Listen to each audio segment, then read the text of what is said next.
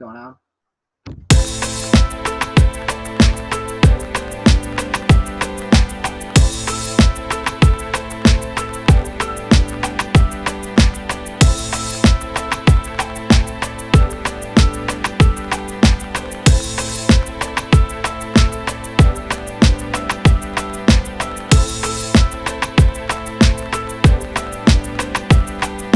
How has it been for you in the journey of trying to reconcile who you were versus who you've been the whole time?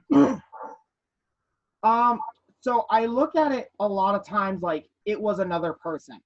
Mhm. I really do. And at first I hated that other person. I thought that other person was literally the reason for all of my misery throughout life. But then I also got to remember, like, that other person that I was, that person made it to where I could survive to be who I am. You know, without that other person, I may not have made it. So I am at a point in my life now where I'm trying to pick what did I do during that time because I was just trying to portray a character, and what things did I do that I was actually passionate about that are truly me in my core. Mm-hmm. When I first I came out to my brother, Yeah. and I remember telling him nothing's going to change. I'm the same person inside. I'll just look different on the outside. And I was thinking about that today. Like, I was thinking about that in preparation for this, actually. And I was like, I really wish I could say that I wasn't lying to my brother, Mm-hmm. but I was. And I didn't mean to, but the problem was I didn't even know who I was at that time. Mm-hmm. So I am in the process of that other person that I was.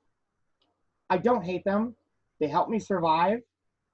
And now I just need to find a nice middle ground to where that person and who I am can coexist and still be happy with our passions and everything.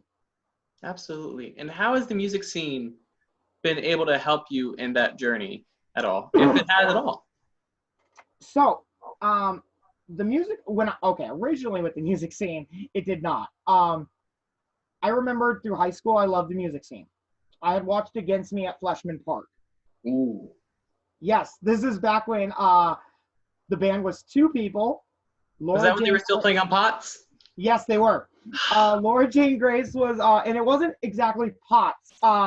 So Laura Jane Grace was on this really, really shitty guitar acoustic that she had, and the drummer was using like Home Depot buckets and things like that. And again, this is before me or her either transition. Yeah. Like, so I remembered the music scene, the love I had for it. I really did. I was in the hardcore scene. Mm-hmm. It was probably, I can honestly say, one of my first passions that I can say was truly me. Mm-hmm. What led you into your reintroduction with it? So my reintroduction was Todd. My co-host was Shut Up a Minute. Okay. He was part of a band called Perfect Sequence, mm-hmm. who's still around. And I remember I was reluctant, but I was excited because I was like, I remember how I felt going to these shows and cheering and supporting and feeling like I was part of something. Mm-hmm. So I started going to all the Perfect Sequence shows I could. Literally, if I could make it, I showed up to it. And Todd's one of those people that I've known him for, gosh, about 11 years. Okay. And with him there, I feel like I can do anything. Like, I could be transgender, I could be whatever, because I've always got Todd there. I know I've got somebody to fall back on. Well, that went on for a while, and then me and Todd were talking, and Todd's like, I really think you would like this girl named December. Who I was like, okay, cool, I guess we'll meet, whatever, I don't really care.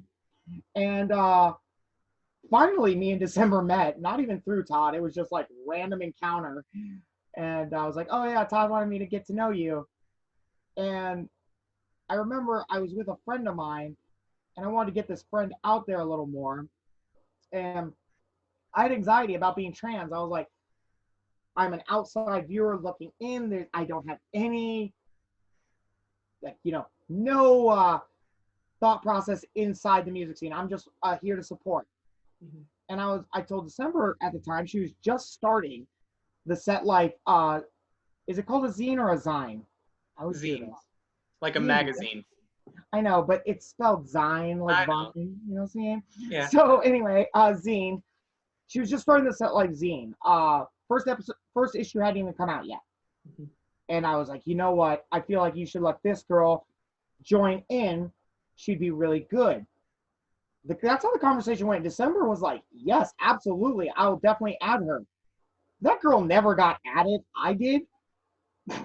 So I was like, okay, I guess we'll give this a go. So Todd introduced me to the music scene, but who accepted me into the music scene was Set Life. Set Life made me feel like I was part of a family. It's protected me, you know what I mean? Absolutely. It's been great because anytime that I ever have dysphoria, if I ever go to a show, I will automatically, the dysphoria goes away just because of the people that are there. Mm-hmm. Well, I'm glad that we as a community and the Set Life family as a family have been able to help you with your journey and helping you become the best you know how to be. It really has, actually. It's been amazing. Like, without Set Life, I don't know. I don't think I would have ever been able to, like, break into that. You know what I mean? I would have always had that anxiety, and they calmed that. Mm-hmm. So that's been great. It's a great thing to have, which I thank them for very much so.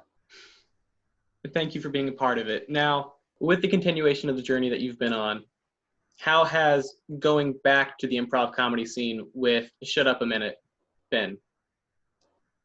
Difficult. So, now Todd has never said it, but I know he's thinking it for sure. He is used to the old sketches, threw a video together, no big issue. Mm-hmm. He doesn't now, but now he has a female who used to be his male co-host, but now it's his female co-host. And literally every single episode, I'm like, my forehead's too big. I don't like it. Did you see that look I did right there? Cut that scene out. And gotta be really stressful on him for editing. So one of the things that we had talked about the last time we did this interview, Yes. behind the scene, don't look at the man behind the curtain and all that. Absolutely. But one of the things we had talked about the last time we tried to do this interview, but had lost it due to technical issues, was how the only real issues you had coming into the music scene was about anxiety, and it was so almost self-imposed anxiety over these issues. Do you believe that there's room for the fact that this is just a continuation of that anxiety, and because it's coming from such an old place, that by renewing it again, you're getting that same old anxiety you used to have? No, I don't think I have the same old anxiety. Okay. I mean, that anxiety, it absolutely was self-inflicted. Because the music scene has been nothing but accepting and amazing. They really have. So a lot of the trans issues that I've encountered, or that I personally have seen, are because you don't know if you're going to fit. Okay. Like, so how many bands do we have here in the local scene with a transgender guitarist, bassist, anything really? I've got 0 so far. So, and that's one of the issues that I've been noticing, like, because again, today I was thinking about that. I feel like we're getting in our own way because we don't feel like we fit in the role that we've got as a stereotype. You know, let's face it, when I sing, I have a very masculine voice. I really do. Very Elvis Presley. I was an Elvis impersonator when I was like 15. I love it. So I've got a very Elvis Presley like voice, so I feel like we're losing a whole bunch of talent just because these people, like these transgender people, are afraid to kind of just say fuck the stereotypes. Okay. So with all those anxieties, what is something that we as a community can do to open up the doors a little bit more so that we can try to create the atmosphere that a trans person can go and play bass or front a local punk band or metal band or any of the scenes that are less wholesome and welcoming? So what I would recommend, the only thing you can recommend doing is encouragement. Mm-hmm. Like if you see a trans person and they're like, I play bass, but I don't want to get up there because I'm nervous. Whatever the reason they're nervous, we all have anxieties. We all have that nervousness where we don't want to jump up and pretty much show ourselves because it's scary the first few times. And you've done it. You've been live. So encourage it. Just encourage it. Like push it. Yeah.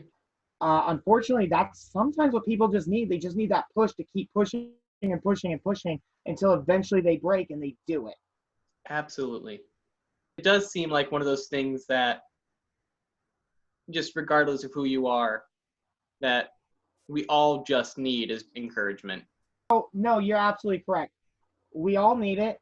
It really doesn't matter if you're trans or not. Like, encouraging our friends to just do it is huge all on its own. Like, we should be doing that anyway. But I just say for a trans person that that does want to go out and do this, maybe push a little extra for that encouragement to get them past that hurdle. Because yes, you are right. Like, we all need the encouragement. We should all be pushing for it. And we've got this great music scene that really, never once have I ever been referred to as anything other than Shay or Rosie the Riveter. I was referred to as Rosie the Riveter one time. That was awkward. But still female, so I was like, we're still on point. I love it. That's just what it is. And we've got a great music scene that really will nurture you and it will bring you to the potential you want to be. And if all possible, we will try to move you forward past our music scene. Shay, thank you so much for your insight and time. Where can we watch Shut Up a Minute if we want to? So Shut Up a Minute, you can either go to our Facebook, which we post every Monday at midnight, or you could just go to our YouTube, which is Shut Up a Minute. And Shut Up a Minute is spelled shut up. I feel like everybody can spell that. But minute is spelled M-I-N, explanation point, T, because I call that trademarking. Ooh. Yeah, even though Todd still does not understand why I did that. No, as the foundation of Cody & Co., I totally understand it. You understand this. You understand trademarking. It has to be done. Oh, yeah. So that Shut Up a Minute, is it stylized the same way for Facebook and Instagram? I believe it is. I think on Facebook, though, minute is spelled just minute. It wouldn't let me put the explanation point. I know. I was like, trademarking. Mark Zuckerberg, I know you're watching this. Bring in the exclamation marks. Exactly, Mark Zuckerberg. Jesus. Shay, it's been great talking to you. Thank you so much for your insight. Thank you for having me, Cody. Have a great night. You as well.